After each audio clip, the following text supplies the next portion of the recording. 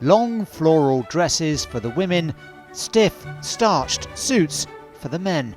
It could be the 1800s all over again. Bath's Pump Room seemed the perfect location to introduce the Theatre Royal's cast of Jane Austen's Emma, to the bemusement of those taking their afternoon tea. The timing is spot on too, opening just as the city throws its annual embrace around the woman they like to call their most celebrated former resident.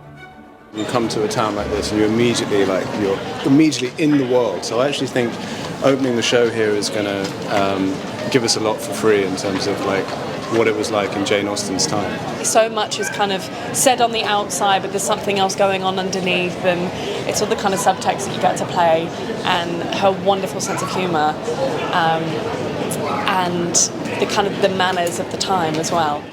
Welcome to the Jane Austen Centre, and happy 250th birthday to you, Jane. Jane Austen is on a pedestal for all who immerse themselves in her work, none more so than this place, where she all but inhabits the lives of the staff. What is it about Jane Austen that still brings so many people to Bath every year? I think she is such an inspiring woman, but her writing particularly is timeless. The characters that she brings to life, I've had so many people say that they recognise them in people that are living today, and also her satirical wit.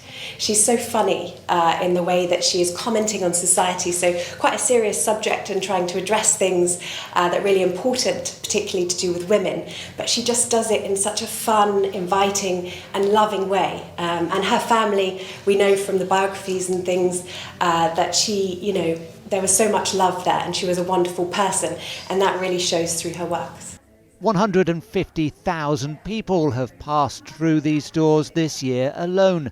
Some of them, we're told, tearful at the very thought of retracing their heroine's steps. This fan from Canada, one of many from overseas, keen to recreate a time of bows and bonnets.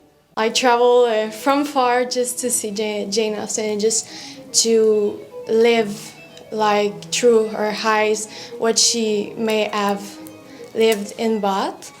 And yes, I'm very happy to be here.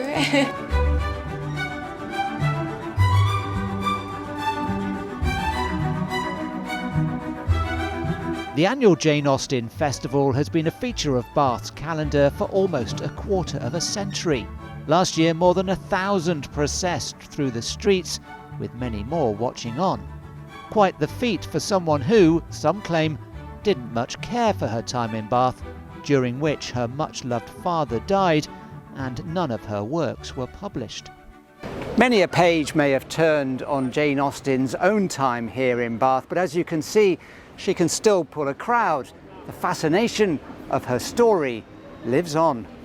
As we know, Jane Austen spent only a few years here of her life in Bath, just 5 years, and 4 years was actually spent in this house here. A popularity tour guides like Andy Clark are only too happy to share. City authorities here obviously market it very well, which helps.